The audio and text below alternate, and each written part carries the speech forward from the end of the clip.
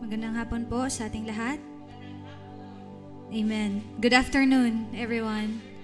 Good afternoon. May I request everyone to please rise as we stand. We ask God to be with us and guide us sa ating gagawin sa hapon na ito. We praise you, Lord, for bringing us together in this house of worship. We thank you, Lord, for all that you have done in our lives. Maraming salamat, Panginoon, na iniingatan mo ang bawat isa na naparito sa hapon na ito. Maraming salamat sa pagdala sa kanila, O God. We thank you, Lord. May you be glorified in everything that we do and in everything that we are about to do this afternoon, Lord. May you be glorified. Thank you, Jesus. In your name we pray. Amen and amen. Makibuklat po kayo sa akin sa aklat ng Galatia. Galatians chapter 2 verse 20. Sabi niya dyan sa verse 20, I have been crucified with Christ, and I no longer live, but Christ lives in me. The life I live in the body, I live by faith in the Son of God, who loved me and gave Himself for me. Sa Tagalog, sabi niya, hindi na ako ang nabubuhay ngayon, kundi si Kristo na ang nabubuhay sa akin. At habang ako'y nabubuhay pa sa katawang lupa, mamumuhay ako sa pananalig sa anak ng Diyos na umibig sa akin at naghandog ng kanyang buhay para sa akin. Amen. May God bless the reading of His Word. Isang malaking pasasalamat sa ating Panginoon na tinubos niya tayo bilang mga anak niya, bilang mga may relasyon sa ating Panginoon, bilang mananampalataya sa ating Panginoon. Pinapasalamatan natin siya at nauunawaan natin na hindi na tayo ang nabubuhay ngayon sa ating mga sarili, kundi ang Panginoong Jesus ang namumuhay dito sa atin. We are not living on our own anymore. We are living for Christ. We are here because we want to praise Him, worship Him, and thank Him for all that He has done in our lives.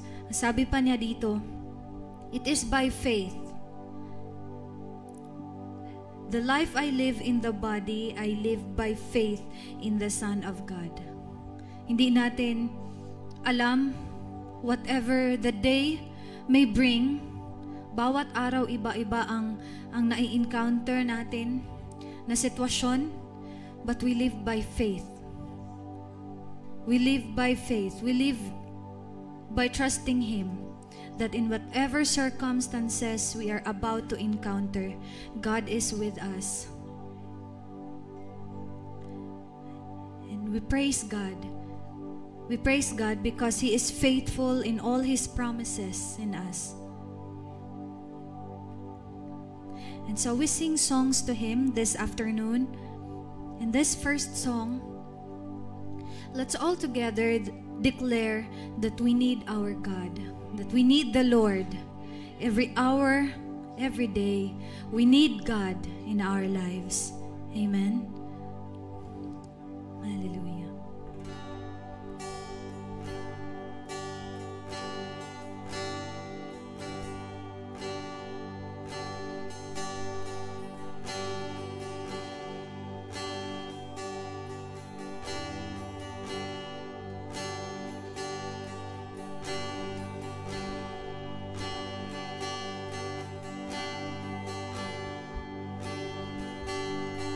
Lord, I come, I confess, bowing here, I find my rest. Without you, I fall apart. You're the one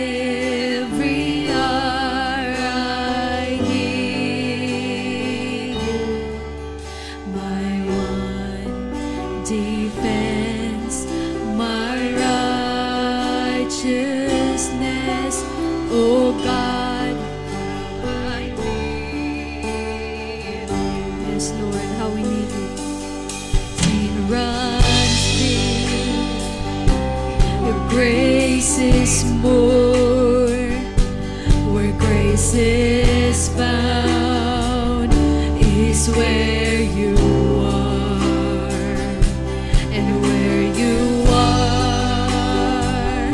Lord, I am free. Holiness is Christ in me, is where you are, is where you are, Lord, I am free. Holiness is Christ in me.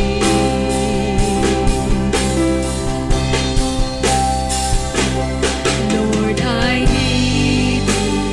Oh, I need you. Every hour I need you. My one defense, my righteousness. Oh God, how I need you.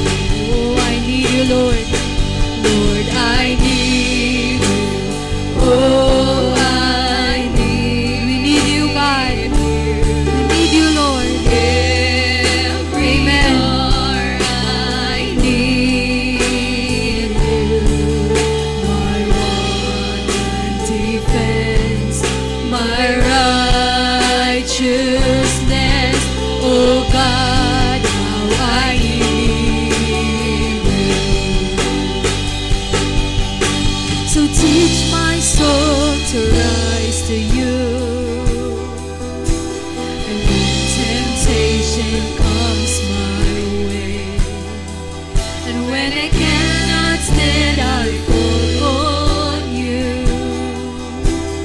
Jesus, you're my hope and stay. And when I cannot stand, I fall on you. Jesus, you're my hope and stay.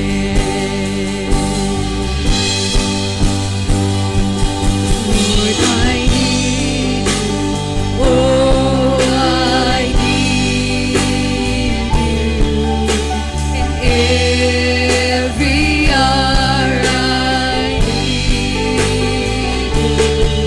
My one defense, my righteousness. Oh God, how I need. We declare, Lord, we need you. Lord, I need you. Oh, I need you. Every hour I need you. My one defense, my righteousness.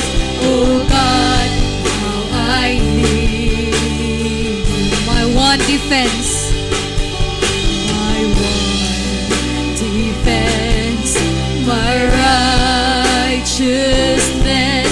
Oh God, how I need you. Oh, my one defense, my one defense, my righteousness. Oh God, how I need you.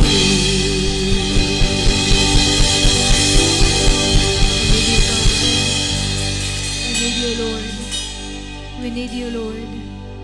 We need you, oh God. We need your grace. We need your mercy, Lord, on us every day. Every day, Lord, as we face every new day, we need your grace. We need your mercy. We need you, Lord. We need you, oh God. You are not in need of us. We are in need of you, Lord. And we thank you, Lord, for giving us grace every day. Your mercy are new every morning. We thank you, Lord. Great is your faithfulness in our lives, Father. Be glorified. In Jesus' name, amen and amen. So we continue to sing songs to our God. This afternoon, we sing this song, our God.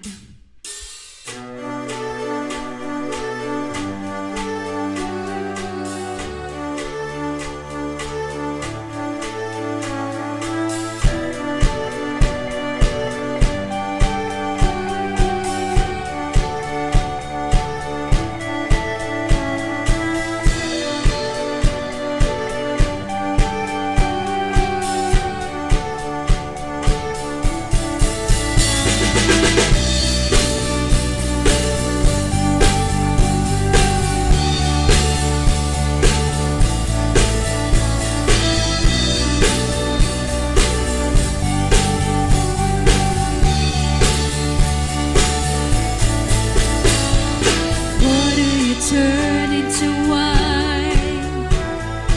Open the eyes of the blind. There's no one like you, none like you. Into the darkness you shine. Out of the ashes we rise. There's no one like you, none like you. Our God is greater, our God is stronger. God, you are higher than any other. Our God is healer, awesome in power. Our God, our God.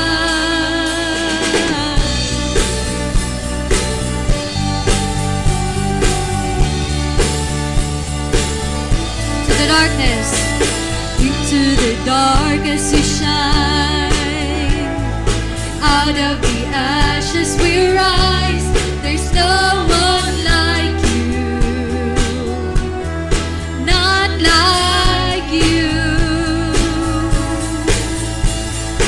Our God is greater, our God is stronger.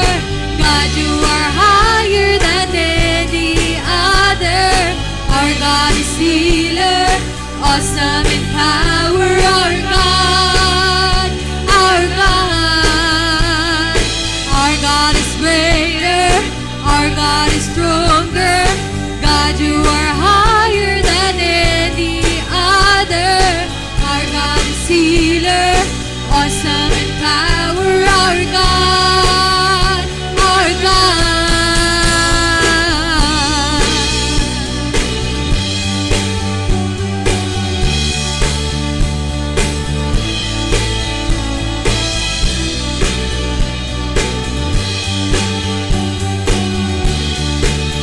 Now we sing, and if our God is for us, if our God is for us, then who could ever stop us? And if our God is with us, then what could stand against? And if our God is for us, then who could ever stop us? And if our God is with us, then what could stand against?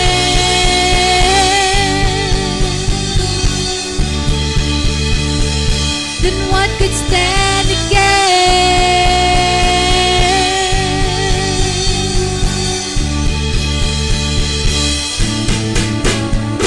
Our God is greater, our God is stronger. God, you are higher than any other. Our God is healer, awesome in power. Our God is greater. Our God is greater, our God is stronger. God, you are higher than any other. Our God is healer, awesome in power. Our God, our God. And if our God is for us, then who could ever stop us? And if our God is with us, then what could stand against? And if our God is for us, then who could ever stop us? And if our God is with us, then what could stand against?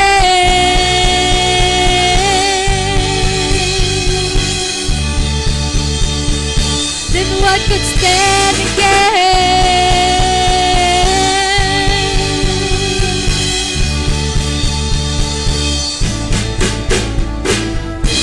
Amen.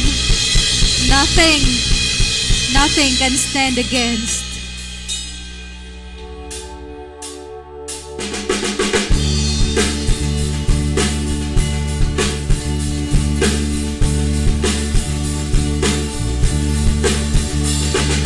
Great is your faithfulness. Great is your faithfulness. You never change. You never fail, oh God. True are your promises. True are your promises. You never change. You never fail, oh God. And raise up our hands. And so we raise up holy hands to praise the Holy One who was and is to come. Wide is your love and grace. Wide is your love and grace. You never change. You never fail, oh God. And so we raise up holy hands to praise the Holy One who was and is to come. Oh, we raise our hands. We raise up holy hands to praise the Holy One who was and is to come. Praise you, God.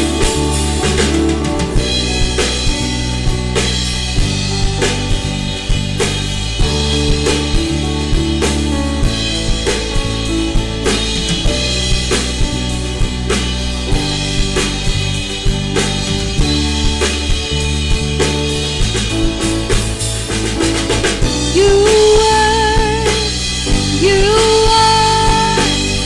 will always be. You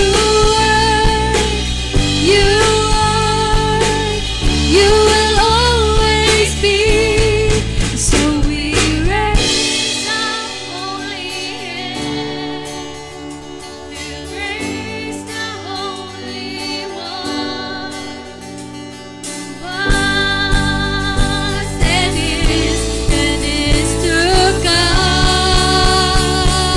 We raise, so we raise up holy hands to praise the Holy One who was and is to come.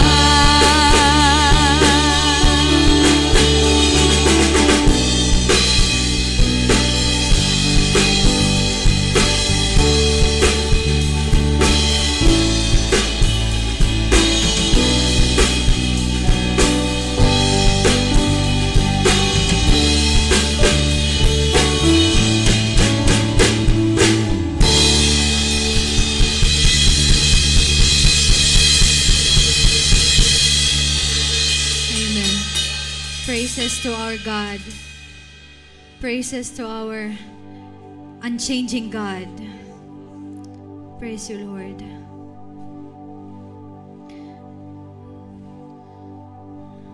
And we continue to sing to our God. Indeed, He is our salvation.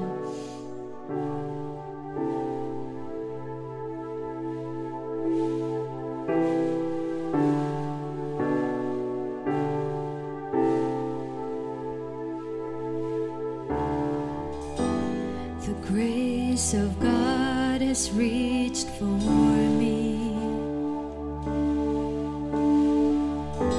and pulled me from the raging sea, and I am safe on the solid ground. The Lord is my salvation.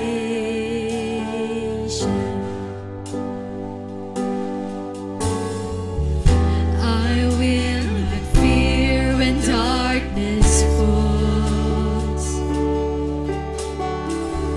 His strength will help me scale these walls. I'll see the dawn of the rising sun. The Lord is my salvation.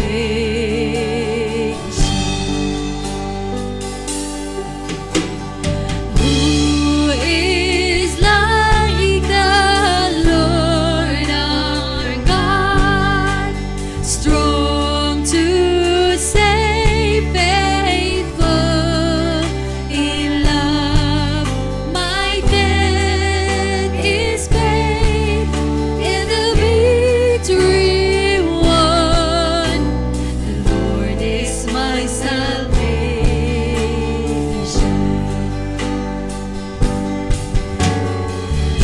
My hope is hidden in the Lord. He flowers each promise of His word.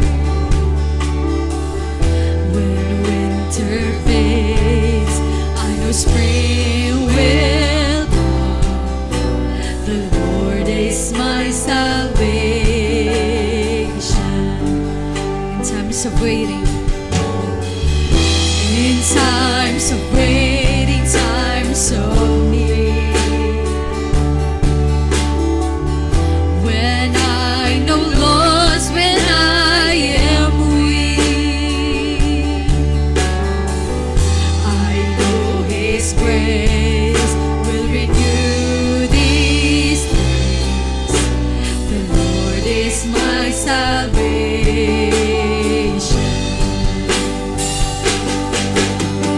Who is like the Lord our God, strong to save, faithful in love?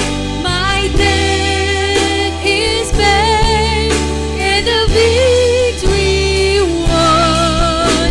The Lord is my salvation.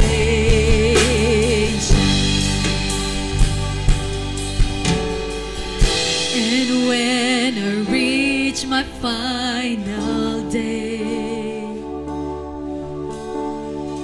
He will not leave me in the grave. Thank you, Lord. But I will rise, He will call me home. The Lord is my salvation.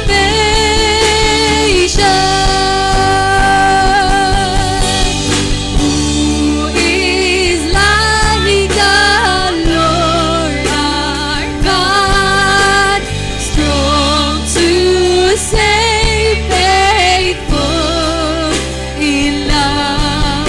My debt is paid and the victory won.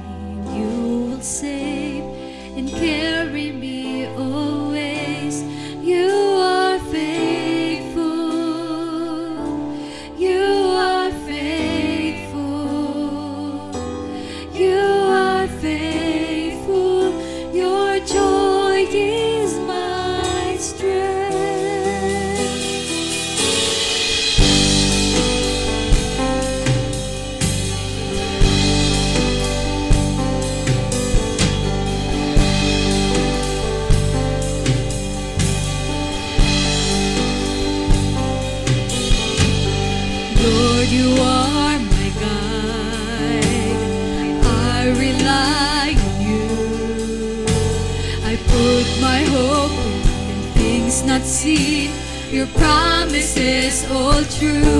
You are faithful, you are faithful, you are faithful, your joy is my strength.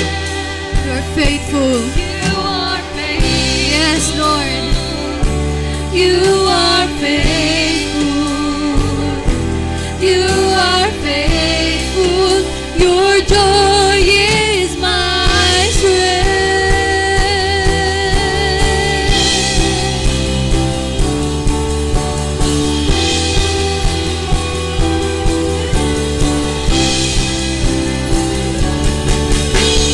Always you're with me, your hand will lead me, my trust is in your name. Always you're with me, your hand will lead me, my trust is in your name.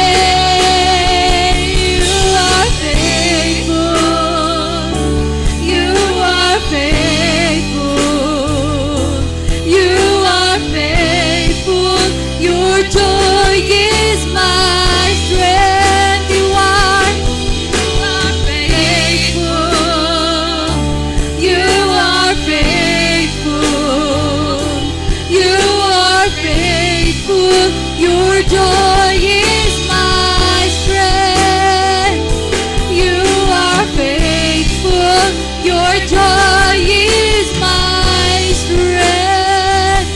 You are faithful, your joy is my strength. Your strength, God, you are our joy. Thank you, Lord, for your faithfulness. Thank you, Lord.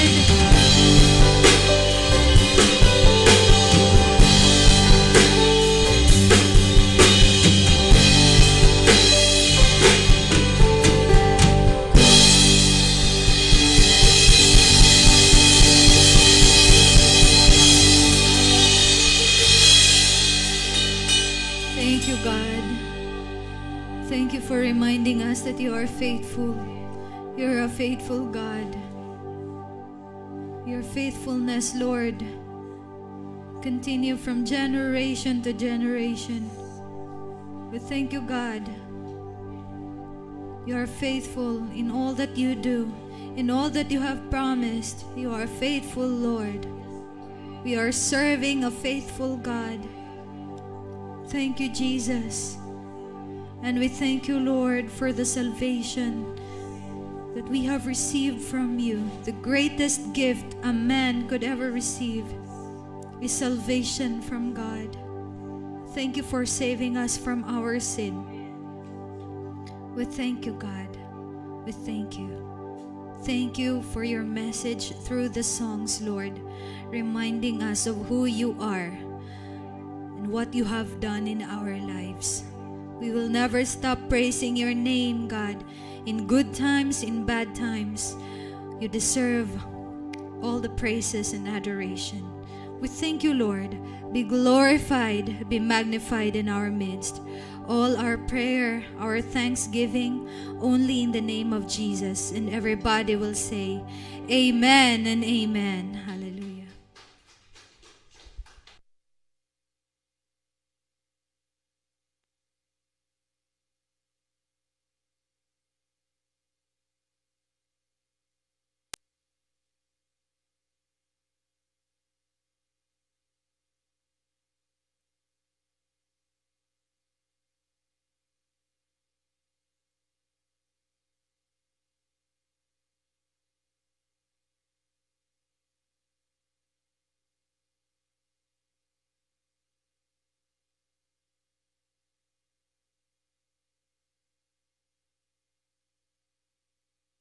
Magandang hapon sa lahat. Magandang hapon. Okay, so praise the Lord. Indeed, our God is our faithful God. Amen? Alright, so sa hapon na ito mga kapatid, ipagpatuloy po natin yung pag-aaral natin in the book of 1 John. So may request everyone to please rise as we honor and respect sa salita ng ating Panginoon Diyos. So 1 John chapter 5 verses 13 hanggang sa 15. So basahin ko po ito sa English Standard Version, and the word of the Lord says, I write these things to you who believe in the name of the Son of God, that you may know that you have eternal life. And this is the confidence that we have toward Him, that if we ask anything according to His will, He hears us. And if we know that He hears us in whatever we ask, we know that we have the request that we have asked of Him. Tayo po ay mananalangin. Ama naming Diyos na nasa langit, Ikaw, Panginoon Diyos, ang nakikinig sa amin sa tuwing may panalangin kami, Panginoon Diyos. Sa tuwing may iyak sa aming puso, sa tuwing may mga malubha kaming mga nararamdaman, Panginoon Diyos, sa lahat ng aspeto ng buhay, Ikaw ang Panginoon Diyos na nakakaunawa at tunay na nagmamahal sa amin. Lord, I pray, O God, that as your children, O Lord, na sa pamamagitan ng pakikinig ng iyong buhay na salita, Panginoon, I pray na magdadala ito ng conviction sa bawat isa sa amin, Ama. Turuan niyo po ang bawat isa sa amin, Panginoon Diyos, na manalig sa inyong sovereignty, O Lord. And help us, O God, to rely and knowing, O Lord, that you are in full control in our lives, O God. Panginoon Diyos, nanalangin ako that through the message of your servant this afternoon, Lord, nanalangin ako na turuan niyo po ang bawat isa sa amin, Panginoon, na magiging prayer warriors ang bawat isa sa amin, Ama. And Lord, I pray na sa lahat ng aming pag-uusapan ngayon, Panginoon Diyos, hindi po magiging absent ang pangalan ni Jesucristo, because Lord Jesus, you must be the center of this church, O Lord. Thank you for your great love, O God. Thank you, Lord, that you are our salvation. We love you, Lord. We thank you. In the mighty name of Jesus, we pray. Lahat ay magsabi ng Amen and Amen. You may not take your seats in the presence of our living God. Now, mga kapatid, noong nakaraang linggo, pinag-usapan po natin yung assurance in Christ. Ang kasiguraduhan natin kay Kristo Jesus. At sa hapon na ito, mga kapatid, pag-usapan naman po natin yung assurance of salvation. Now, sa panahon, mga kapatid, na ikaw ay nanalig kay Panginoong Jesucristo, sa panahon na ikaw ay sumasampalataya kay Jesus, ang ating eternal security, mga kapatid, ay nasa Diyos. Ang pananalig natin kay Jesucristo, mga kapatid, ay nagbibigay ito sa atin ng isang kasiguraduhan na tayo ay Kanyang kinahabagan. Kung ikaw ay nanalig sa pagka-Diyos ni Jesucristo, sa trabaho ni Panginoong Jesucristo ibabaw sa cross at sa Kanyang pagkabuhay, ikaw ay may kasiguraduhan na ikaw ay may buhay na walang hanggan. Ang kasiguraduhan, mga kapatid, ay isa itong kumpiyansa sa Panginoon Diyos dahil nauunawaan mo na ikaw ay may seguridad sa pangalan ni Panginoong Jesucristo. At kay Kristo lamang, mga kapatid, lahat ng mananampalataya sa Kanya ay may buhay na walang hanggan at may kapatawaran sa lahat nilang mga kasalanan.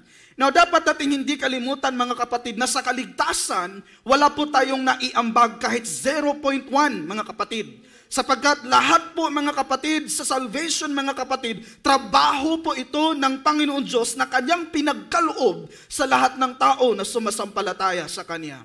Siguro iba sa atin dito, mga kapatid, ay may katanungan. At ang katanungan na ito, mga kapatid, ay nagsasabi na sa panahon ba na ako ay magkasala sa harapan ng Panginoon Diyos, ibig bang sabihin na mawala sa akin yung aking kaligtasan?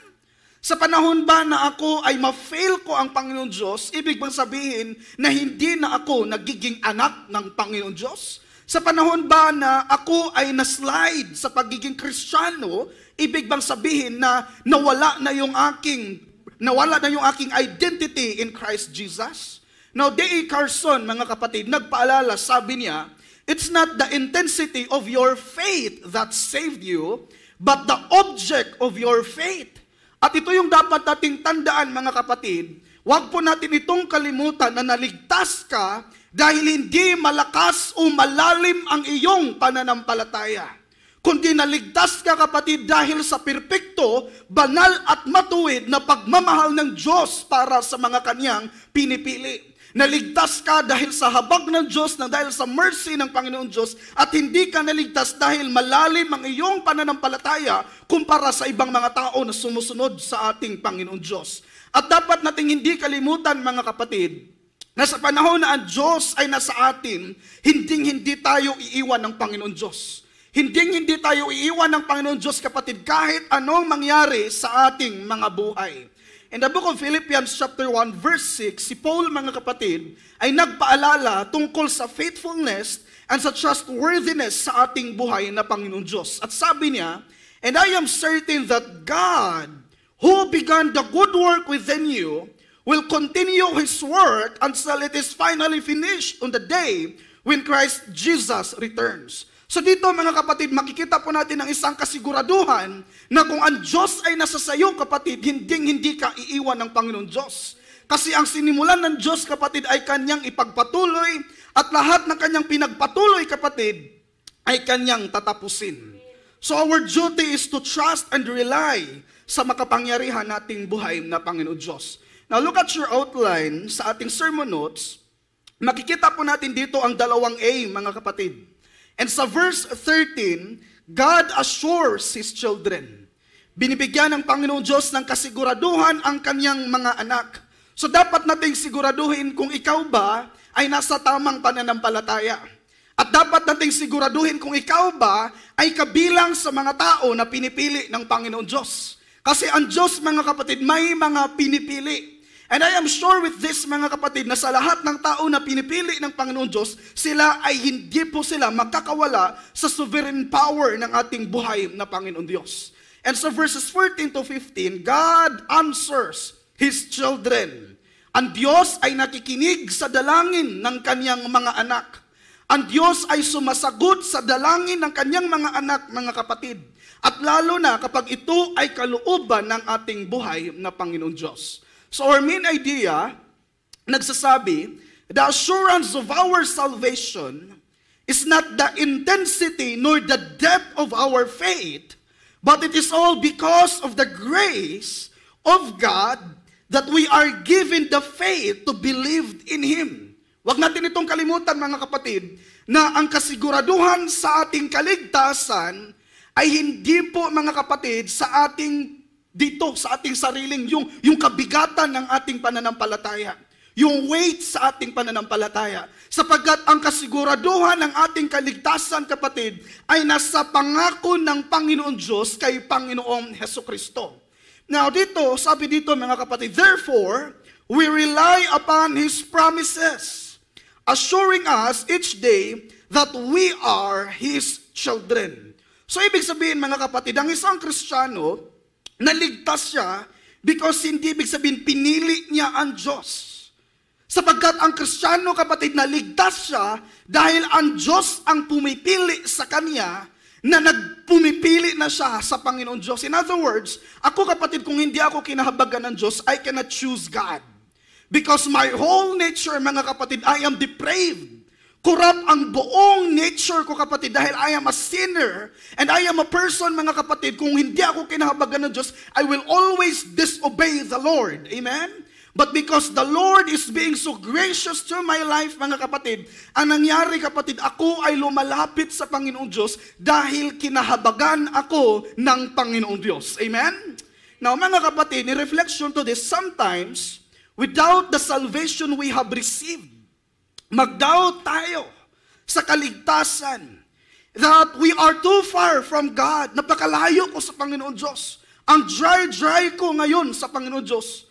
So sa panahon na may dryness na nagdaan sa ating buhay, mga kapatid, maiisip ka natin kagad na parang hindi ako anak ng Panginoon Diyos. Amen? At lahat tayo, mga kapatid, nakakaranas niyan. Do not say, no, pastor, hindi ko nararanasan. Dahil lahat tayo dito, kapatid, nararanasan natin ang ganitong karanasan, mga kapatid. Pero salamat dahil ang kaligtasan, hindi ito nakabatay sa ating abilidad to keep na magiging saved tayo. Sapagkat ang kaligtasan na meron tayo, nakabatay ito sa mga pangako ng Diyos sa Kanyang mga pinipili. Amen? So ibig sabihin, mga kapatid, sometimes we fall We sin against God, but because God is faithful, mga kapatid, makapagpatuloy tayo dahil ang Diyos natin ang mag-preserve sa lahat ng sumasampalataya sa Kanya. Our duty is to persevere. Amen? Ang duty natin ay mag-persevere. At ang duty ng Diyos ay ang mag-preserve sa Kanyang mga anak. Now, biblically, mga kapatid, salamat sa Panginoong Diyos dahil ang assurance natin nasa Kanya at hindi sa atin. Kasi kung sa atin pa, kapatid, matagal na tayo, mga kapatid, na hindi naligtas. Amen ba? Ang simula pa lang, hindi na tayo ligtas. Now, dito, mga kapatid, sa ating church, mga kapatid, we believed in the eternal security sa isang Kristiyano. Once saved, always saved. Genuine saved, always saved. At ito yung dapat nating hindi kalimutan, mga kapatid, that in His faithfulness, the Lord will keep us. The Lord will take care of us because we are His chosen people. Now, dito, facts are always greater than what? Feelings. Sometimes, anong feelings natin? Parang hindi na ako Kristiyano ngayon. Kasi nawalan ako ng gana, ng bigla sa Panginoon Diyos, sa pagsunod sa Kanya. Now, here's the hint, mga kapatid. Sa panahon na ikaw ay nawalan ng gana sa pagsunod sa ating Panginoon Diyos, isa niyan, mga kapatid, because of sin na patuloy nating sinusunod. Nang dahil po yan, mga kapatid, didisobey natin ang Panginoon Diyos. At yan ang rason kung bakit nawalan tayo ng gana sa pagsunod sa Diyos o kaya hindi talaga tunay na ligtas ang tao na bigla na lang nawalang gana sa Panginoon Diyos. Now, gusto ng Diyos na ang bawat mananampalataya sa Kanyang bugtong na anak ay magkakaroon ng kasiguraduhan sa kanilang kaligtasan. Kaya nga sa panahon na meron kang pagdududa, kung ikaw ba ay ligtas o hindi ligtas, dapat mo ring suriin, dapat mo ring i-search, dapat mo ring i-examine ang iyong sarili kung ikaw ba ay nasa pananampalataya kay Jesucristo. And the assurance of our salvation, mga kapatid, is not the same with the evidence of our salvation. Pakisabi nga, evidence. Now, the evidence of our salvation, mga kapatid, ano yun? Love, joy, peace, patience, kindness, faithfulness, goodness, gentleness, and self-control. At ang assurance, mga kapatid, sa ating kaligtasan, once again, hindi ito nakasalalay sa atin. Nakasalalay ito sa mga pangako ng Panginoong Diyos sa Kanyang mga anak. Alam niyo ba, mga kapatid, na ang mga pangako ng Diyos para sa atin ay Kanyang tutuparin. Tutuparin ng Panginoong Diyos lahat ng Kanyang mga pangako para sa Kanyang anak because He is faithful. He is able to keep His promises because He is God. Sabi pa ni Paul Washer, you're not saved because your repentance and faith are perfect. Amen? Hinaligtas ka, hindi dahil perpekto ang iyong repentance. Perpekto ang iyong pananampalataya. You're saved because the work of Christ is perfect and you're clinging to that in your frailty. The word frailty, mga kapatid, is kahinaan. And your helplessness. So, ibig sabihin, ang mga Kristiyano, humahawak sa pangako ng Panginoon Diyos. Amen ba? Humahawak sa pangako ng Diyos dahil ang pangako ng Diyos para sa atin ay perpekto. And because perfect, mga kapatid, ang pangako ng Panginoon Diyos sa atin, we have the assurance that God will keep us. Hallelujah. Amen. Now let us go to verse 13. God assures His children. Sabi sa 13, isinusulat ko ito sa inyo upang malaman ninyo na kayong sumasampalataya sa anak ng Diyos ay may buhay na walang hanggan. Now, sa talatang ito, makikita natin dito kung sino ang sumulat. Amen? And of course, nakapangalan ito kay John. And it means, mga kapatid, that this book is written by Apostle John. And according sa history, mga kapatid, si John lang po ang hindi namatay because of persecution. Namatay si John dahil sa katandaan ni Apostle Juan, kapatid. Now, ang una nating makikita dito ay kung kanino ito sinulat ni Juan. Okay? Kanino? Pangalawa, ano ang layunin ni Juan kung bakit na isulat niya ito? At pangatlo kapatid, ano ang mensahe sa sulat ni Apostle John? Now let us go sa the recipients. Ang unang libro ni Juan kapatid, ay hindi ito nakasulat sa mga taong walang relasyon sa Panginoon. Ulitin ko po, ang libro ni John kapatid, hindi ito nakasulat para sa mga taong walang relasyon sa Kanya. Sapagkat nakasulat ang libro na ito mga kapatid para sa mga taong tumanggap at sumasampalataya sa bugtong na anak ng Panginoong Diyos. Amen? So dito mga kapatid, look at sa verse 13, balikan natin ito. Isinusulat ko ito sa inyo upang malaman ninyo na kayong sumasampalataya. Take note that word. So ibig sabihin mga kapatid, sinulat ito ni Juan sa unang mananampalataya kay Jesus at hindi sa mga taong hindi tunay na mananampalataya kay Panginoong Hesukristo. You know what? Ang libro ni Juan ay puno sa mga pangako ng Diyos at nagbibigay ito sa atin mga kapatid ng isang kasiguraduhan para sa mga taong sumasampalataya sa anak ng Diyos. Na una dito nakasiguraduhan na makikita natin in the book of 1 John, the first is assurance of forgiveness. Okay? Una, assurance of forgiveness. Saan natin yan makikita? 1 John chapter 1 verse 9. Look at your Bible. Sabi dito, again, ang book of 1 John para kanino ito? Sa mga Kristiyano. Amen? So sabi dito, kung ihahayag natin ang ating mga kasalanan, siya ay matapat at matuwid na magpapatawad at maglilinis sa atin sa lahat ng ating kalikuan. Ano ito? Kasiguraduhan na may kapatawaran ang mga Kristiyano kung sakali man na sila ay magkasala sa ating buhay na Panginoon Diyos. In other words, mga kapatid, ang mga Kristiyano, hindi po sila sinless. Ang Kristiyano, kapatid, ay magkasala sila, pero ang pinakamaganda, sa panahon na magkasala sila, mga kapatid, when they confess their sin to God, ang Diyos ay makapagpatawad sa lahat nilang kasalanan. And that is assurance exclusively para sa mga tao na sumasampalataya kay Panginoong Hesukristo. Alam niyo ba mga tao, mga kapatid, that they are claiming this verse kahit wala silang Kristo sa kanilang buhay, na kahit daw mag-keep sila on sinning, the Lord can still forgive them. And that is fallacy, mga kapatid. That is eisegesis to the scripture that they are putting their own idea kung ano ang sinabi sa salita ng ating Panginoon Diyos. Because dito, mga kapatid, para ito sa mga Kristiyano. In other words, mga kapatid, ang Kristiyano, they may fall in sin. Magkasala sila, pero by the grace and mercy of the Lord, there is forgiveness in Christ Jesus. Now in 1 John chapter 5 verses 4 to 5, look at your Bible. Anong assurance ito? Assurance of victory. Sabi nga, victory.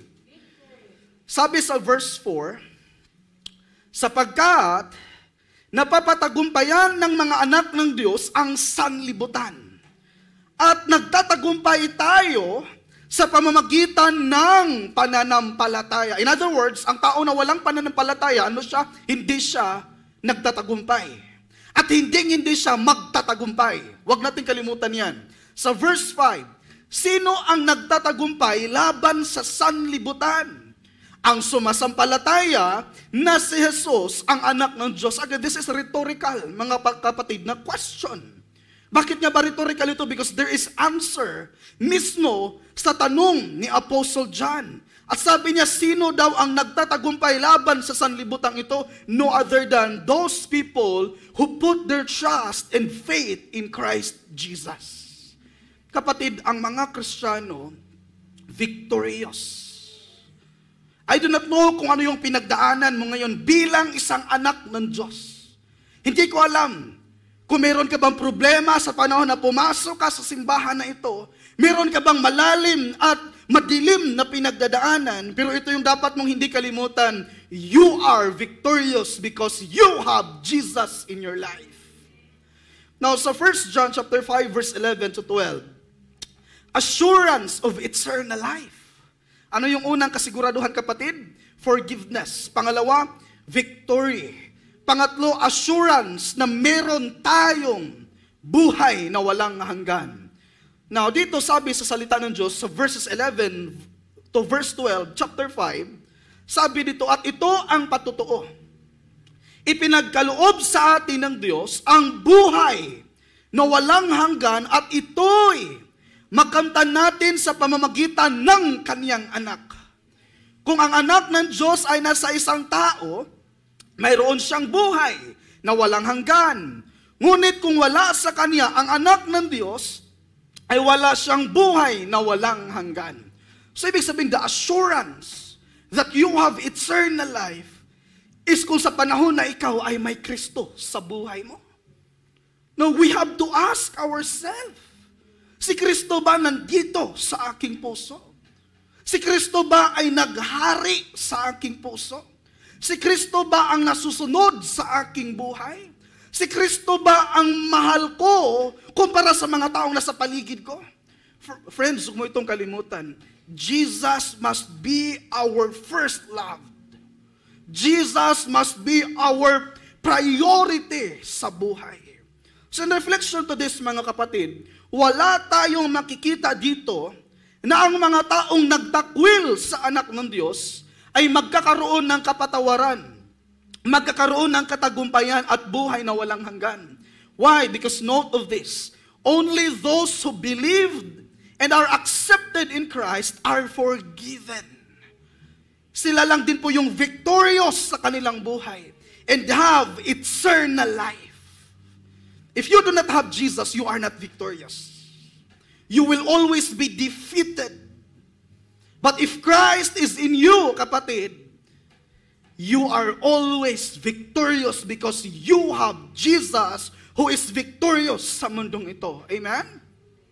Now, let us move on sa the purpose. Ano ang purpose? Sabi sa 13, isinusulat ko ito sa inyo upang malaman ninyo, look at this, na kayong sumasampalataya sa anak ng Diyos ay may buhay na walang hanggan. Now, ang layunin ni Juan, mga kapatid, ay kung bakit niya ito isunulat para malaman po ng mga Kristiyano na sila ay may buhay na walang hanggan at ito ay dahil kay Panginoong Hesukristo. You know what, when John says here that you may know, it implies that it is possible for Christians to have assurance of salvation. Ibig sabihin, mga kapatid, ngayon ang tao, malalaman niya na siya ay ligtas kung siya ay sumasampalataya kay Panginoong Hesukristo. And you know what? Posible ito. Posible ito para sa mga tao na may pananampalataya kay Kristo Jesus. At imposible na ang isang tao magiging Kristiyano without believing in Christ Jesus. Because you will be a child of God and all of us posible na magiging anak ng Diyos by putting our trust in Christ Jesus.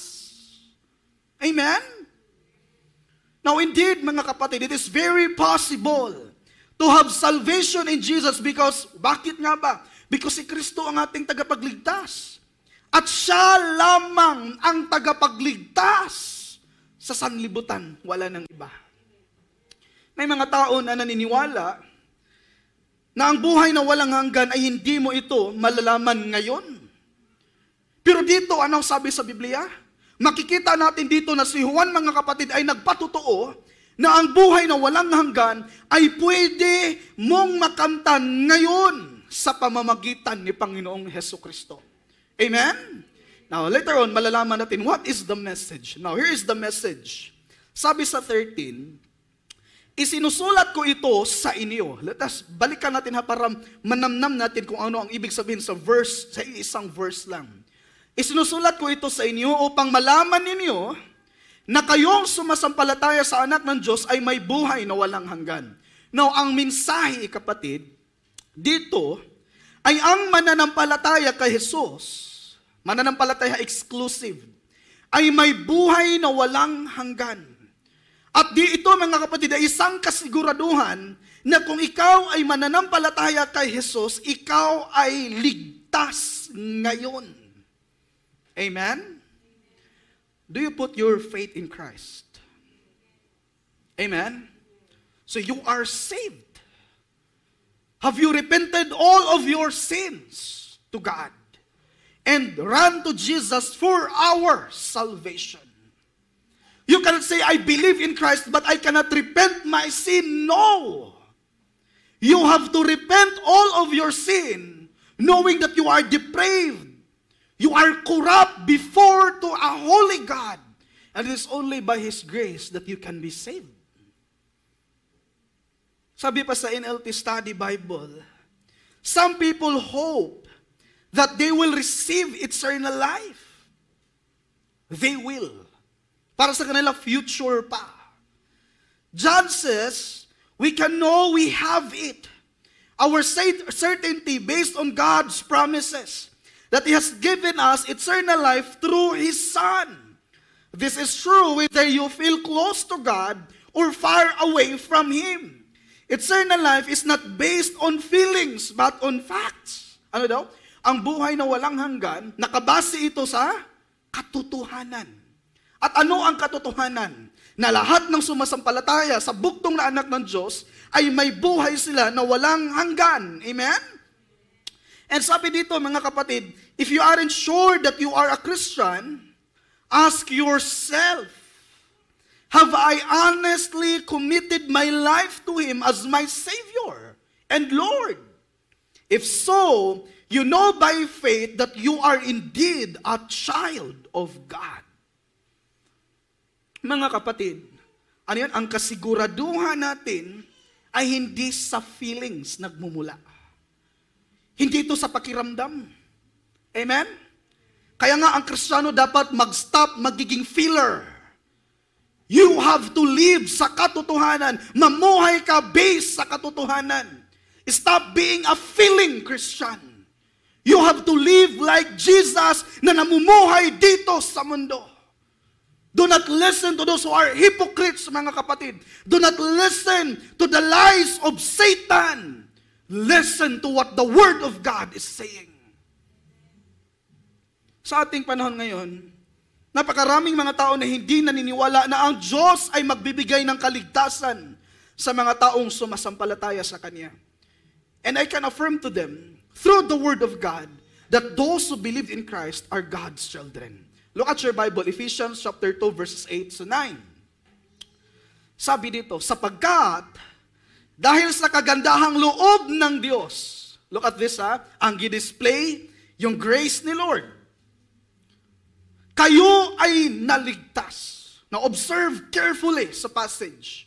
Ang word na naligtas, kapatid, bukas pa ba ito o nakaraan?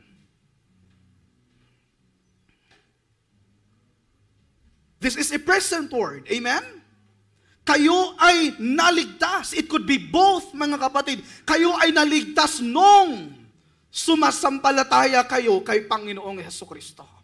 At sabi pa dito, sa pamamagitan ng pananampalataya, at ito'y kaloob ng Diyos at hindi mula sa inyong sarili.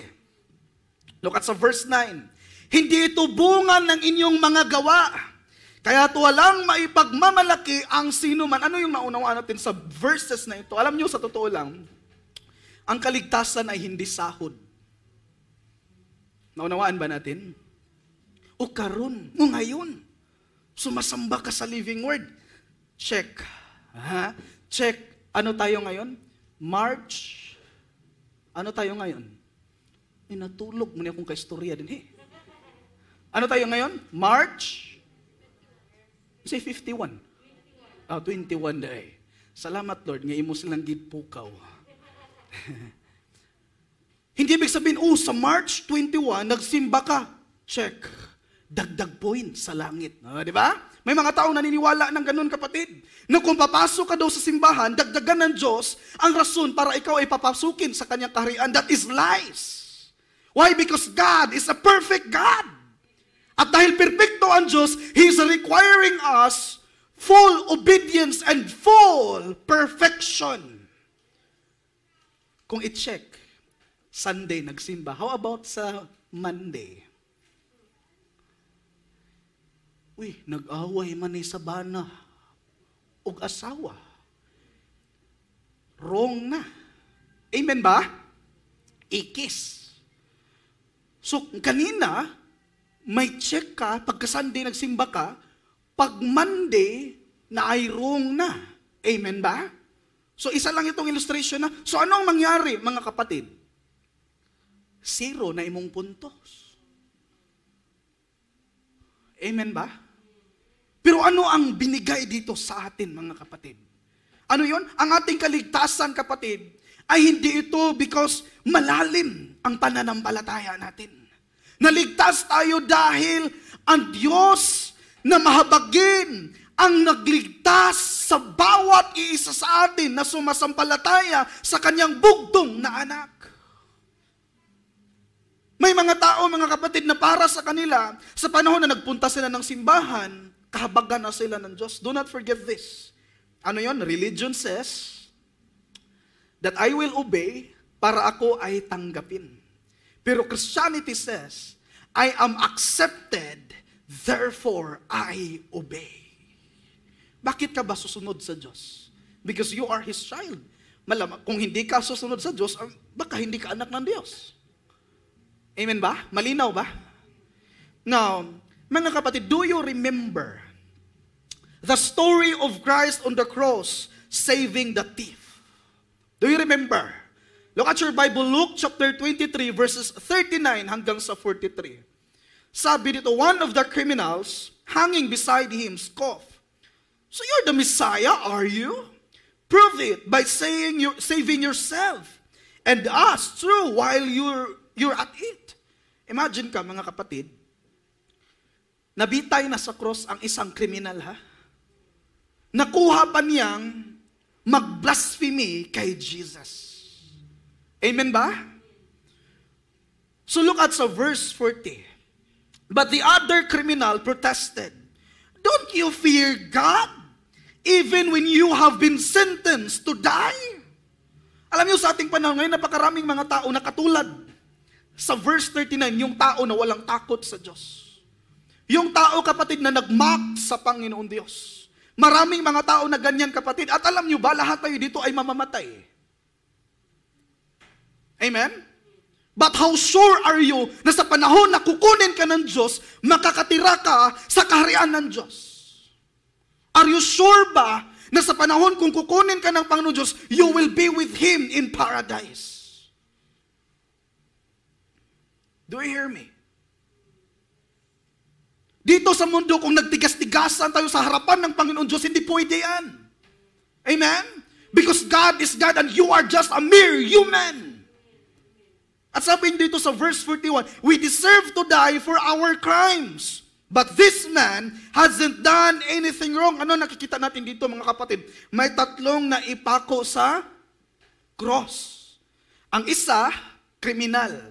Ang nasa isa, si Jesus. At ang isa naman ay isang kriminal. Amen? Sabi pa sa iba na nagtuturo sila si Istas daw at si Dimas, sa niyo pag-ibaw, nag-interview mo dito sa cross. Pag-sure ay. Amen? So ano makikita natin dito, mga kapatid? Ang isa, nag-mock kay Jesus. At ang isa naman, nakarealize siya na ano daw si Jesus ay hindi gumagawa ng sala. At ang isa, mga kapatid, para sa kanya, kung tagapagligtas ka, magbaba ka, iligtas mo yung sarili mo na nakabitay ka sa cross. Siguro may iba sa atin dito na pumapasok, Pastor, may tanong ba? Yung foolishness na question, Pastor, if Jesus is the Savior, bakit ba siya, Pastor, hindi niya naligtas ang kanyang sarili, ibabaw sa cross? You know what? Your question is based on your own understanding na nagmumula sa iyong pagkataong katanungan. Ang rason kung bakit nabitay si Kristo ibabaw sa cross, mga kapatid, because only the blood of Jesus can wash away the sins of the people who are disobedient to God. And it's only by the grace of God. Then he said, sa 42, Jesus, ito yung nakarealize sa how sinful he is. Jesus, remember me when you come into your kingdom. Look at sa 43. And Jesus replied, I assure you, look at this. Anong sinabi niya? Today, Today, ang gamit sa Biblia, you will be with me in paradise. Hindi sinabi dito mga kapatid, sige, later on. No. Today. What do you mean by today? If you are putting your trust in Jesus right now, your salvation ay mangyayari right now. Amen? In other words, mga kapatid, today is the day of your salvation. Ang pinakamaganda, itong tao na ito, nakarepent siya, sumasampalataya siya sa Diyos before siya binawian ng buhay. Amen? Ito ang magandang sharean, kanang himatyon na.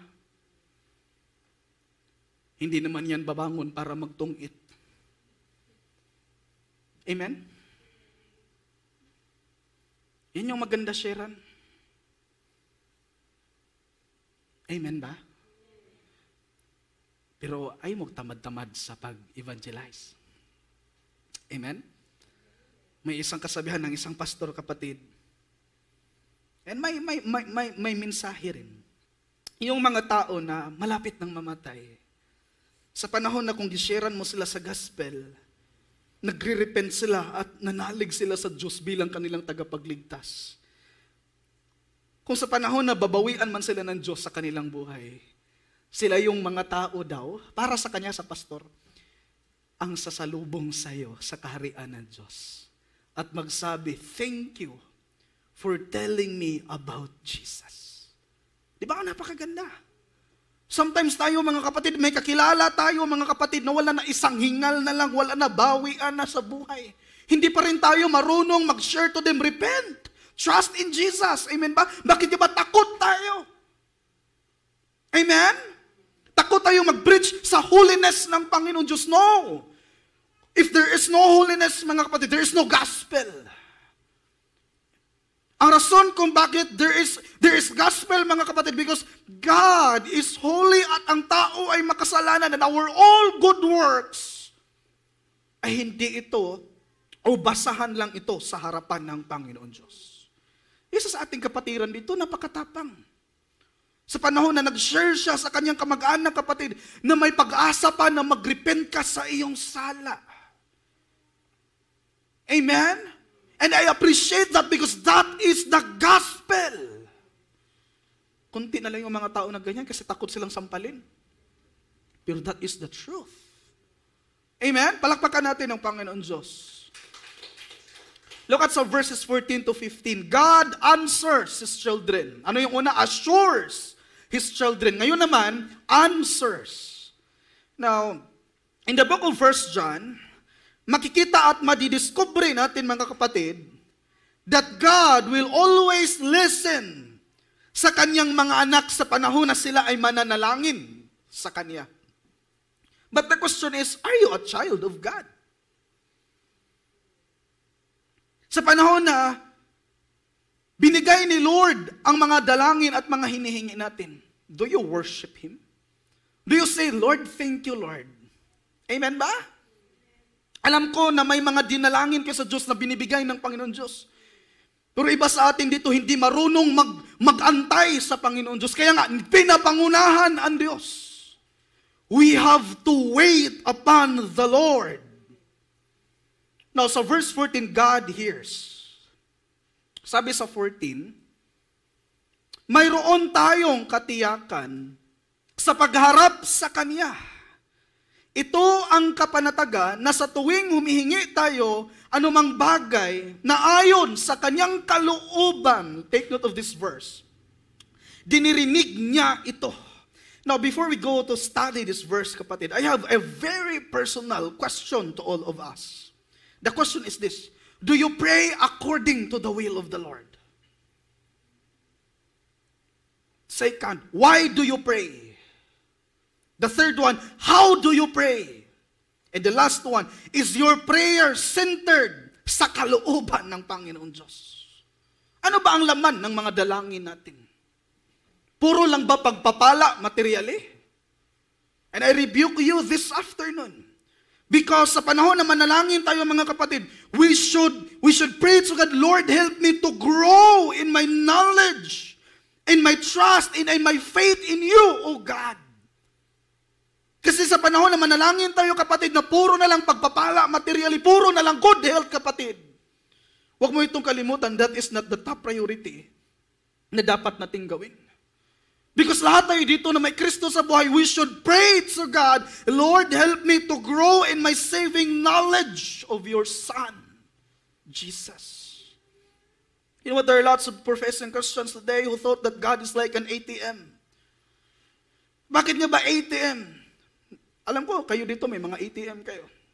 Magpunta ka sa ATM, pindutin mo yung PIN mo, PIN number, right? Sa panahon na nakapasok ka na, mag-withdraw ka ba? O mag-balance? Tama? Or so on.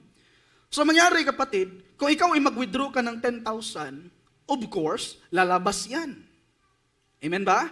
Lalabas ang 10,000. You know what? Ang Diyos kapatid, hindi ganyan. Siguro may expectation ka sa sarili mo, sa isip mo, na ang Diyos ay ganito, ganyan. Pero hindi nakabatay sa kanyang salita. Your Jesus is idolatry. Knowing Christ, mga kapatid, should be based upon what the Word of God says. And maraming mga tao, mga kapatid, na nagsasabi sila na dinggin ng Panginoon Diyos ay inyong dalangin kung ikaw talaga ay may malalim ang iyong pananampalataya. Ano ba yan? That is man-centered teachings. May mga pastor ngayon, mga kapatid, na nangangaral without checking, without knowing the Word of God. Nangangaral na kung hindi daw sinasagot ang dalangin mo sa Diyos at hindi ito pinakinggan ng Diyos o binibigay, ibig sabihin daw, kulang ka sa pananampalataya. May case for this kapatid, kulang ka sa pananampalataya o hindi ka talaga anak ng Diyos. Amen? Because ang anak ng Diyos, mga kapatid, pinapakinggan ng Diyos. Look at sa 14. And this is the confidence that we have toward Him. That if we ask, look at this, anything according to His will, napaka-secure, no? He hears us. Bakit nga ba dinagdagan pa dito ni John? Pwede naman sanang, if we ask anything, He hears us. Pwede naman sana. Have you observed the verse? Kasi kapag ito, mga kapatid, makikita natin dito na tama yung mga taong nagtatampo sa Diyos, na nanalangin sila, nabigyan ng ganito, pero hindi binigay ng Diyos. Bakit nga ba? Kasi sabi man sa Biblia, if we ask anything, He hears us. Pero bakit nga ba sa verse napaka-importante na sinabi dito ni John, if we ask anything according to His will, He hears us. Bakit nga ba? Kasi kung tayo lang ang masusunod, gusto natin kung ano yung hinihingi ko sa iyo, Lord, dapat ibibigay mo. Amen? Naranasan mo na? Nananalangin ka sa Panginoon Diyos pagkatapos ang answer ni Lord is no? Hindi ka na nagbalik sa living word. Hindi ka na lang nanalangin. Ay, walang gamit ang prayer na yan. Ano ka? Hindi. Wala yung kabulahan yung prayer na yan. Kapatid, you are wrong. Because the Word of God, mga kapatid, if we ask anything according to His will, ano daw, ang Diyos ay nakikinig sa atin. Sino ang ask dito? Mga Christians. Makikita natin dito na ang mga anak ng Diyos, may kasiguraduhan na kung sila ay hihingi sa Diyos o mananalangin sa Diyos, ang Diyos ay makikinig. At ang pinakamaganda dito, kapatid, ibibigay ng Diyos sa atin ang ating mga dalangin kung ito ay Kanyang kalooban. Kaya kanina, ang introduction ko sa verse na ito, is your prayer ba nakasentro ba ang Diyos? Ang Diyos, mga kapatid, ay magbibigay sa ating mga hinihingi kung kung ito ay Kanyang kalooban. Now note of this, if we ask anything according to His will, He hears us. This is an assurance that God hears all prayers. However, God answers prayers according to His will, which doesn't always align with human desires. Dapat yung desire natin, i-align natin sa desire ng Diyos. Hindi dapat yung si Lord ang pasundin natin. Lord, sunod ka lang sa akin, Lord. Ako yung dapat mauna, Lord. Ano yan? Ikaw na lang yung magiging Diyos niyan. Amen ba? Tayo yung dapat susunod sa Panginoong Diyos, kapatid. At makikita natin dito na meron tayong gusto, mga kapatid, na iba ang kagustuhan ng Panginoong Diyos sa ating mga buhay. But the question is this, while you're waiting, what is the character na iyong ginagawa?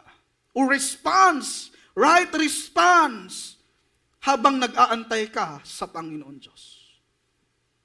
O kayo mga singles, habang nag-antay kayo kung kailan kayo bibigyan ng Panginoon Diyos ng lifetime partner, are you praying to God, Lord, please, Lord, give me Christian, Lord. Christian, o niya, nag-entertain og mga walay, ginuo sa ilang kinabuhi.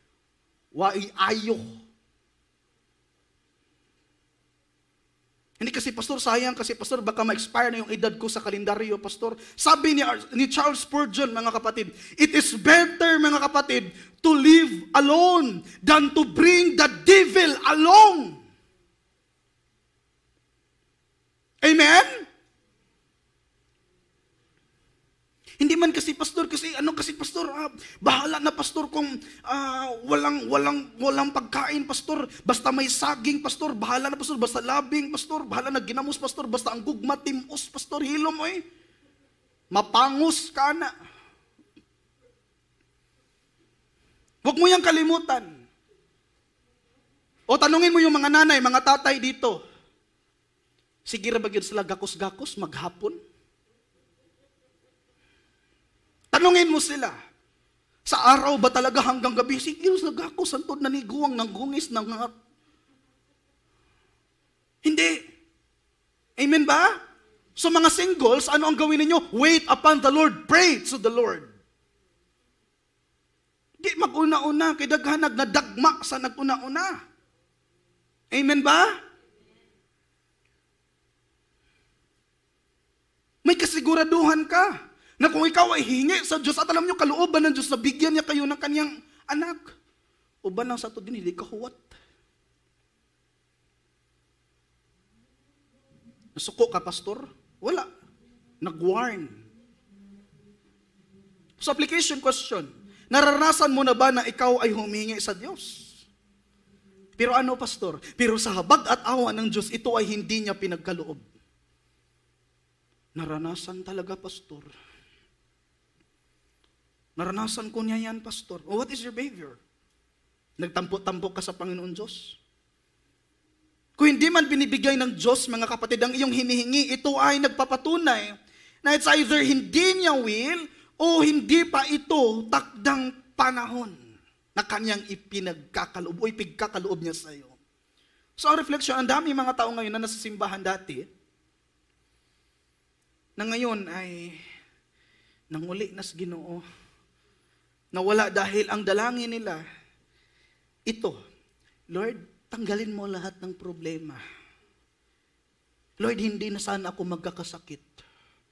Lord, good health, Lord. Lord, wala na sana ang pagtitiis. Anong klase ba yan? Alam niyo, sa totoo lang mga kapatid, there will be more. Ha? Minsan nga, yung problema natin, hindi pa tapos, may papasunod na naman. Amen ba? Pero ano ang pinakamaganda sa mga Kristiyano sa panahon na may sufferings, may persecution, may difficulties na kanilang nararanasan? Ano ang pinakamaganda? Our hope is in the Lord.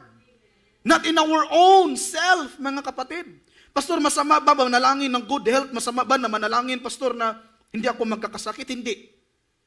Ang masama niyan, kung yan na ang lagi mong pinaulit-ulit na dalangin. 30 years na sa pagsunod sa Diyos, pero ang dalangin paulit-ulit. Good health. Ano yan? Ayaw mong magkasakit? Bakit? Ayaw mong uuwi sa Diyos? So gusto mo dito sa mundo, sige, isama ka sa mga taong nagmamahal sa mundong ito para sunugin ang mundong ito. O sige, sayangan ka nga walay masugnod sa kalibutan. Ano lang ka, dagdag ka dito. Dili, we have the great assurance in Christ. Amen? Christians are always secure. Amen ba? Kapatid, kung akala mo na ganito ang buhay ng Kristiyano na wala ng problema, wala ng pagtitiis, alam mo kapatid, mali ang iyong pananaw. Dahil ang mga Kristiyano, kapatid, ay hindi nagiging exempted sa problema, pagtitiis, at kasakitan. We have always to prepare ourselves, mga kapatid, na ang problema, ang pagtitiis, ang kasakitan, ang persecution, kapatid, mararanasan natin yan. But by God's grace and mercy, we can persevere because greater is He na nag-preserve sa ating buhay. And He is God Himself. Look at in your Bible, Ephesians 5:17. Kaya nga huwag kayong magiging mga mangmang. Subalit unawain ninyo kung ano ang kalooban ng Panginoon. Unawain sabi sa Biblia. Unawain daw kung ano ang kalooban ng Panginoon. So ano ang application nito sa atin ngayon? Manalangin tayo, kapatid, at mag-antay sa Diyos. Amen?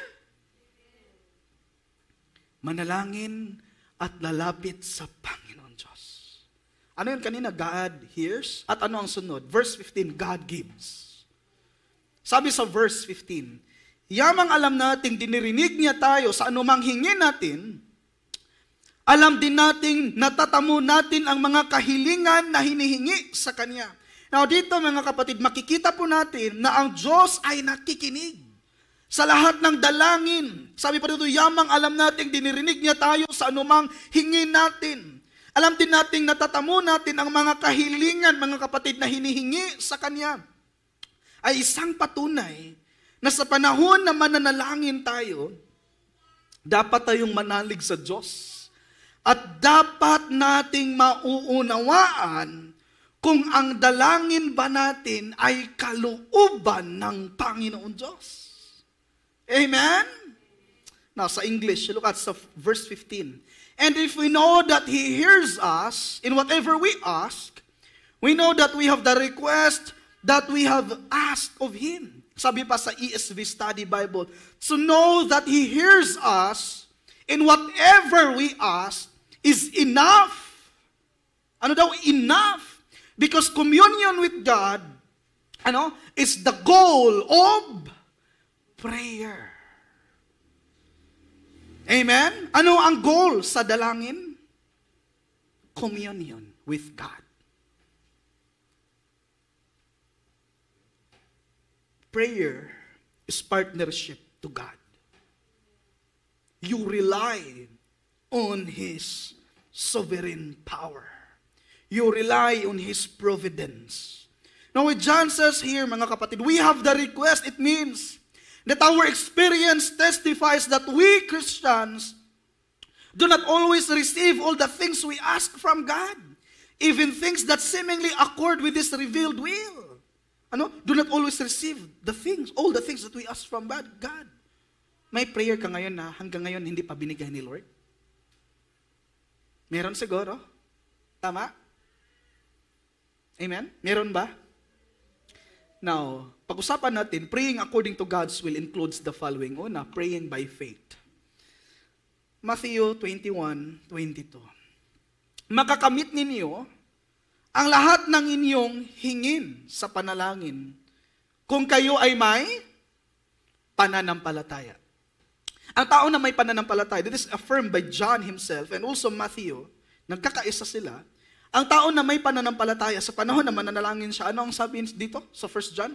Ang Diyos ay nakikinig. At kung ito ay kanyang kalooban, ibibigay ito ng Panginoon Diyos. Bakit nga ba binibigay ng Diyos? Because of faith that comes from Him.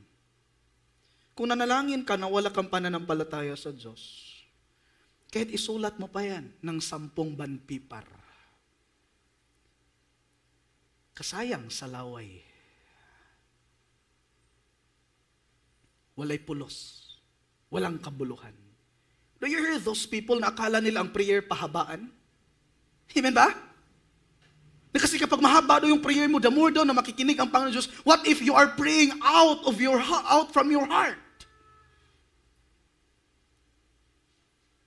Hindi kasi the more ka kasing malayo, alam mo sa totoo, wag mo itong kalimutan. If you reject Jesus as your Lord and personal Savior, if you reject the teachings of the Bible, kahit magluhod ka, gikan sa Liberty o sa Quito para dool-dool, patungo sa Rizal, kung wala kang pananampalataya sa Diyos, mahurot na lang ng atong panit. Di yun na dunggon sa Ginoo. Bakit, Pastor? Walang pananampalataya. Amen? Malinaw ba, mga kapatid? Look at sa Santiago or James chapter 1 verse 6. Ngunit kapag siya ay humihingi siyang may pananampalataya at walang pag-aalinlangan.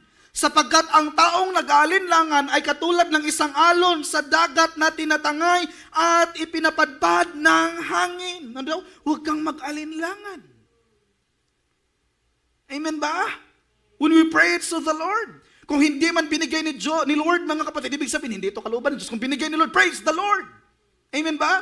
Sa panahon na manalangin tayo, mga kapatid, do not forget this. Dapat ka nang magpapasalamat sa Diyos. Bakit diba? Ang Diyos ay nakikinig. Dahil anak ka niya. Another, wait upon the Lord. Kani akong ganahan. Sa harap ni Yahweh ay pumanatag ka. Sabi sa Psalm chapter 37:7. Magiging matyagang maghintay sa kanya. Ano? Maging matyagang maghintay kay Yahweh. Huwag mong kainggitan ang gumiginhawa sa likong paraan, umunlad man sila.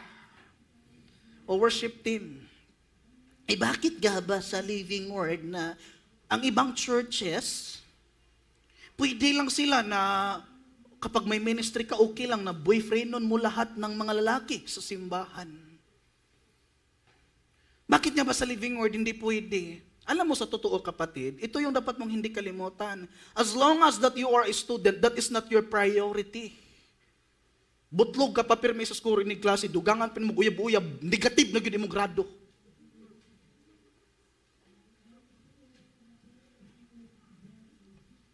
Amen ba? Wait upon the Lord. Mag-aral ka ng mabuti para yung pawis ng mga magulang mo, masuklian mo yun ng diploma. Amen ba?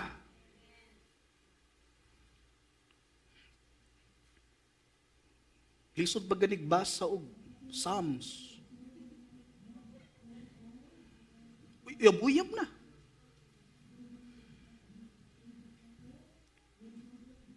Huwag kayong mainggit sa mga taong umuunlad dahil nagiging drug lord sila. Amen ba, mga born again? Pastor, manulis na lang ko, pastor, kay nadato sa pastor, o madato po ko, pastor. Asuway eh. Di ba, tago ka, hanapin kang Tatay Digong.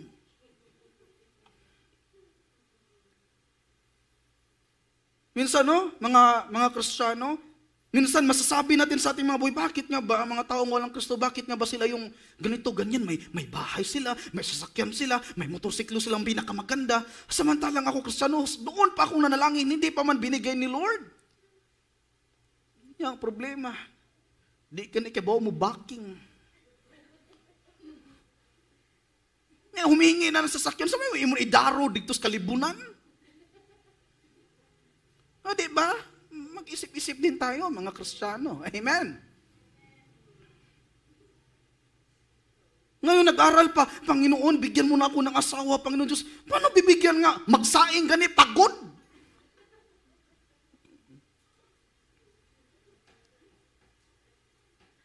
Matug, alas 11. Mumata, alas 12 sa udto.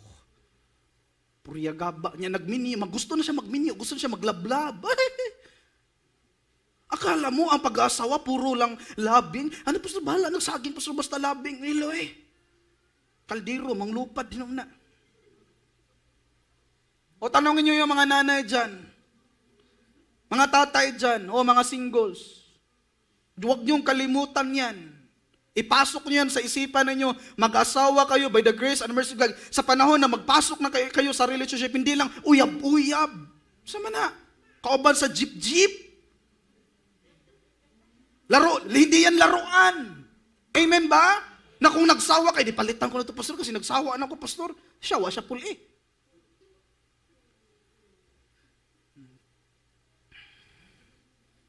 Huwag mo itong kalimutan.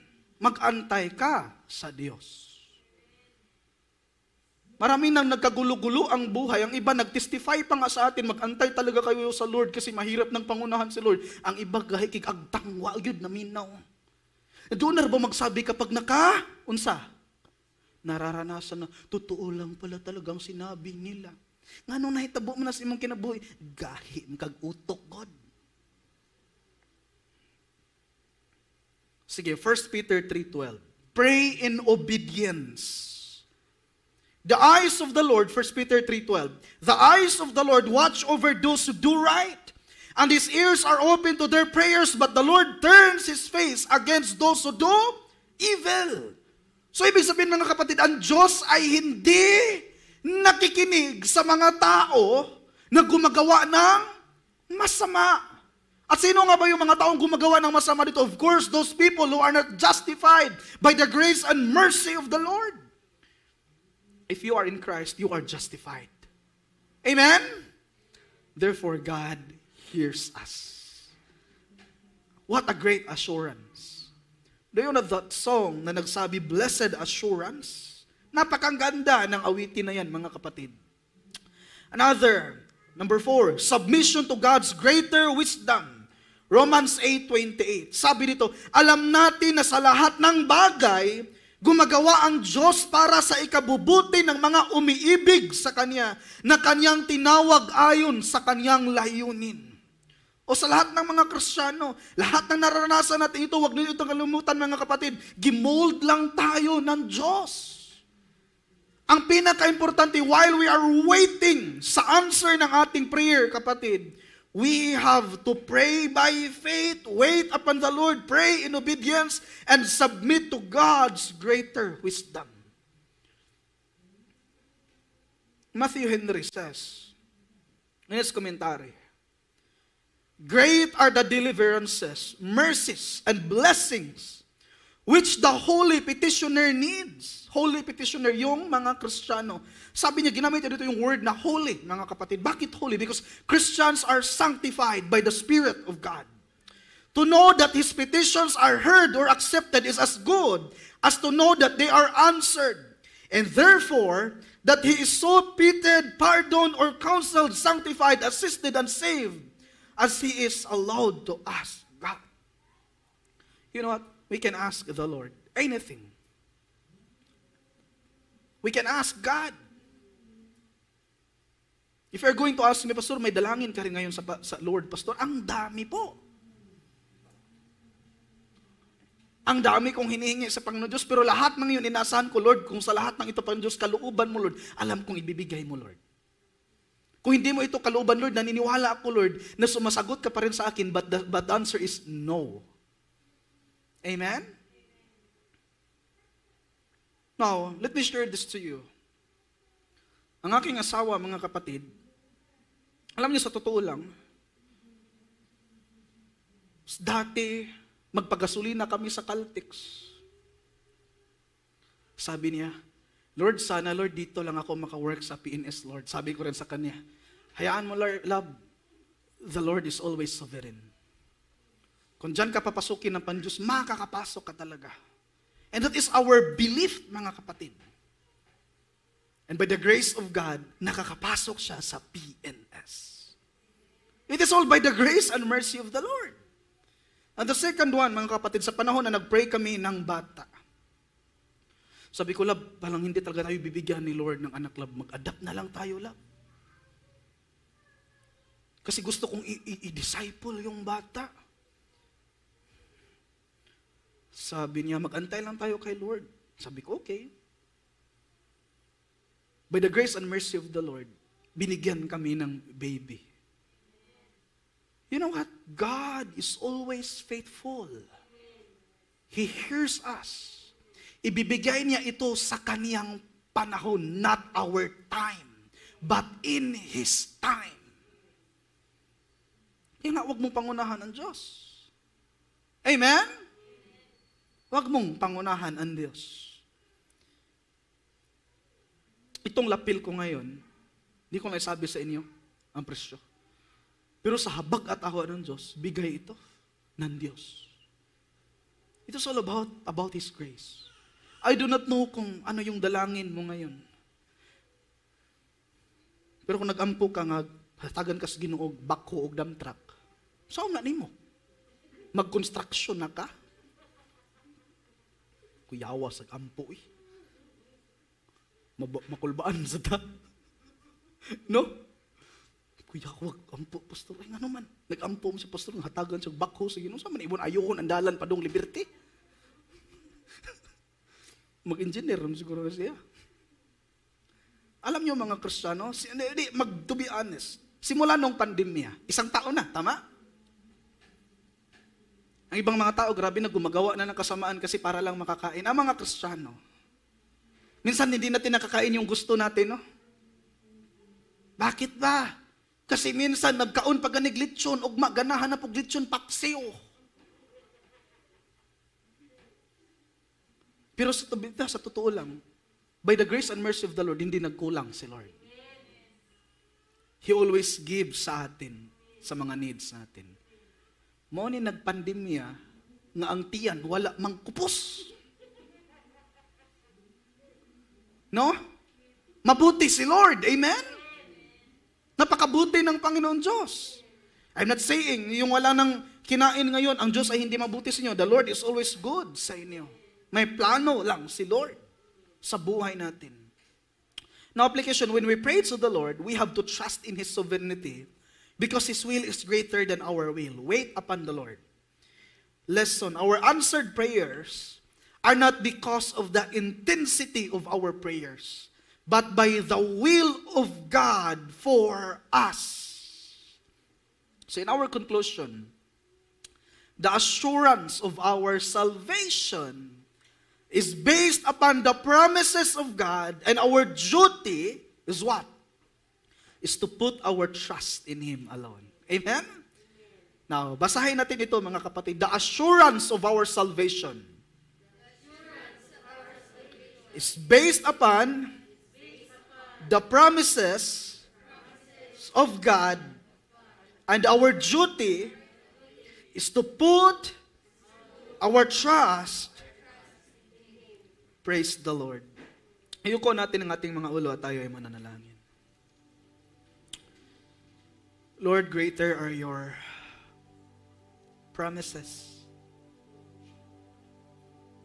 And of course, oh God, you are great, Lord God. Salamat, Lord, sa assurance.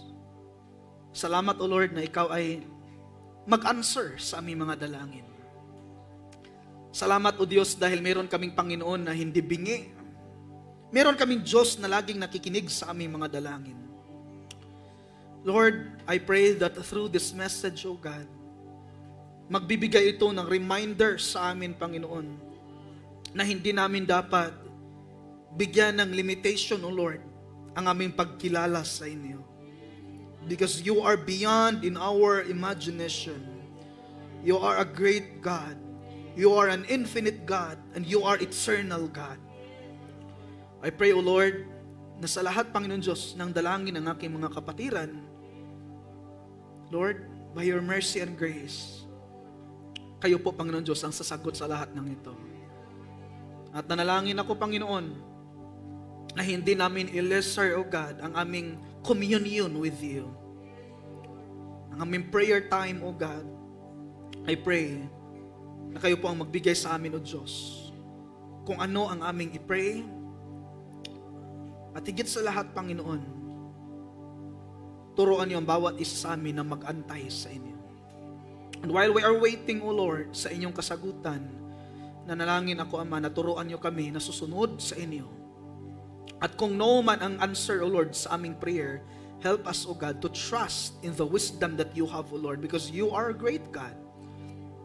And Lord, bless these people. Bless your children, O God, for we are yours and you are ours, O God. Thank you, Lord. You are our salvation. You are our great God. In Christ's name I pray. Amen and amen. Yan, kung bawat isa na tayo ay tumayo.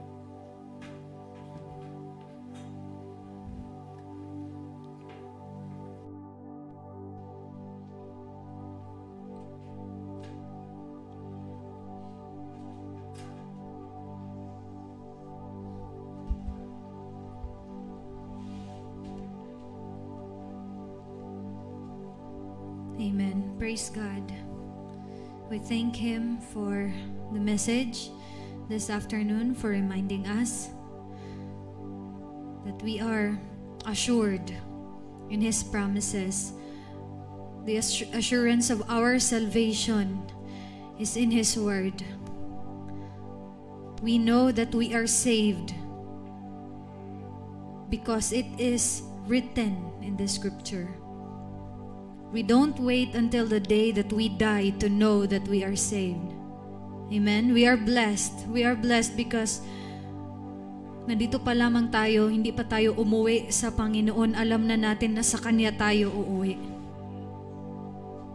Kaya maraming salamat sa Panginoon sa kaligtasan na ating natatamasa. At araw-araw ngayon na habang nabubuhay tayo at alam natin ang katotohanan na yan, na i-experience natin ang Kanyang kabutihan sa ating buhay. So we sing our final song, The Lord is My Salvation.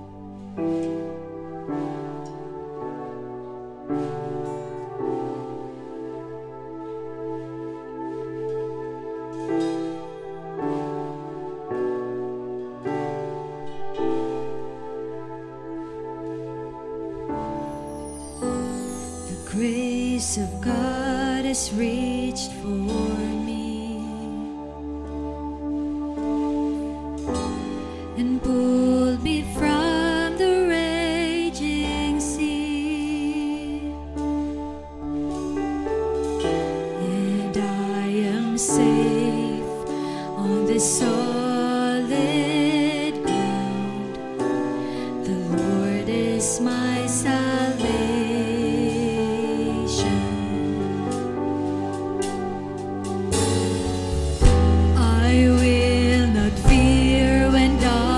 Falls. His strength will help me scale these walls.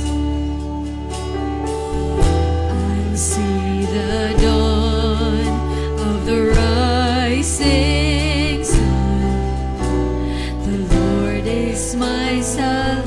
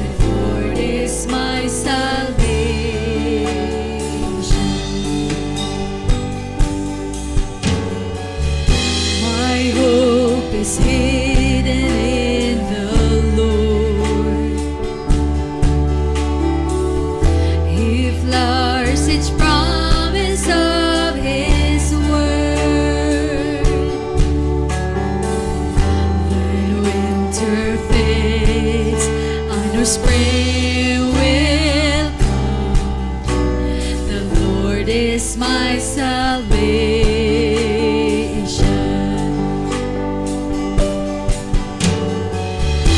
In times of waiting, times of need,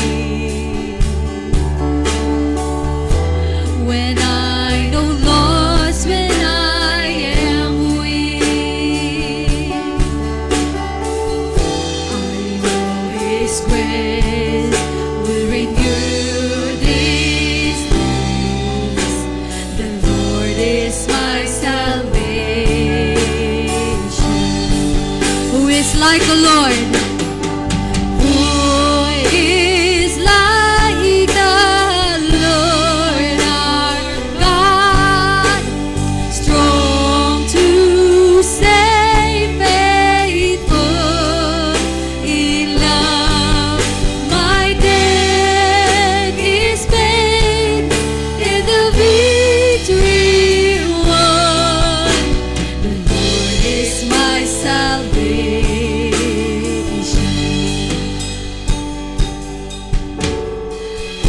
And when I reach my final day,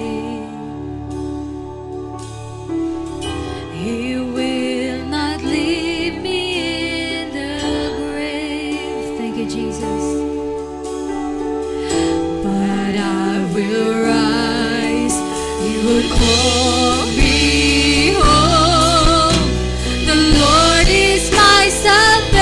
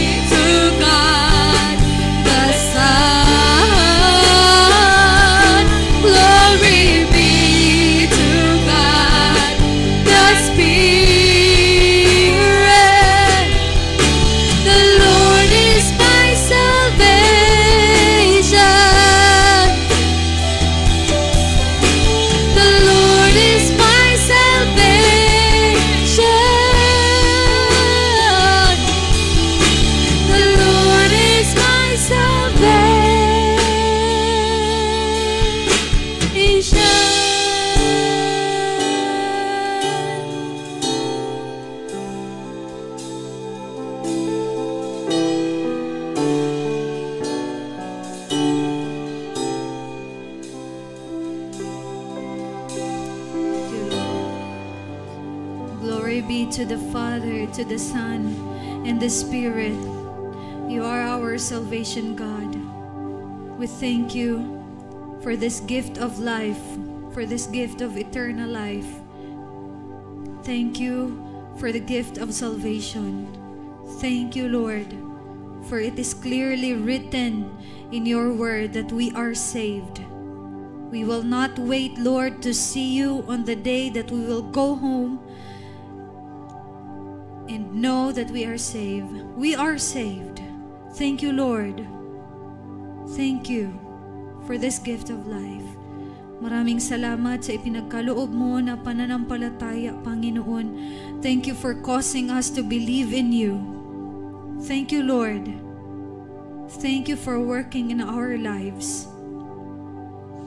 Thank you, Lord, for shaping us. Thank you for molding us. Thank you for all the situations, God, na ginamit mo para kami ay mamold, para kami ay magiging katulad sa iyong anak na si Kristo. Maraming salamat, Panginoon, sa iyong mensahe na nagpapaalala that we are assured, may kasiguraduhan kami sa kaligtasan na meron kami ngayon, O God. We are sure of this and we are confident of this, Lord, that we will see you someday. One day, God, we will be with you forever, for eternity. Thank you, Father, for all that you have done in us. I pray, Lord, ikaw ang patuloy na magpala sa iyong mga anak na nandito ngayon, Panginoon. Pagpalain mo ang kanilang puso na may uhaw at gutom sa iyong salita, Panginoon. I pray, Lord, na ikaw ang patuloy na magpatubo sa bawat isa na nandito ngayon, Panginoon. Huwag mong hayaan, Lord, na mawala ang apoy na nasa aming puso, O God. Kundi, Panginoon, patuloy mo na i-cultivate sa aming mga puso, O God, that we need you every day. Na hindi namin kayang harapin ang bawat araw na wala ka, Panginoon. Na hindi namin sinisik ang iyong mukha, ang iyong salita, una at higit sa lahat, sa bawat araw na kami ay mabubuhay. Maraming salamat, Panginoon. We also thank you, Lord, for our grace giving. Ikaw, Panginoon, ang patuloy na magpala, O God, sa ministry, Panginoon, na yung in-entrust sa bawat isa. Ikaw, Panginoon, ang magpalago pa, Panginoon. We are not praying for numbers. We are praying for depth, O God. We are praying na kami ay lalalim, Panginoon, sa aming pananampalataya. Na kami ay lalago, O God, sa aming pananampalataya at pagkilala sa iyo, Panginoon. Maraming salamat, Panginoon.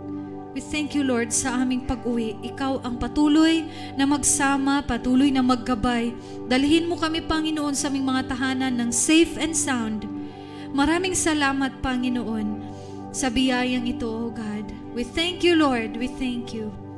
All glory, honor, and praises only in the mighty name of Jesus.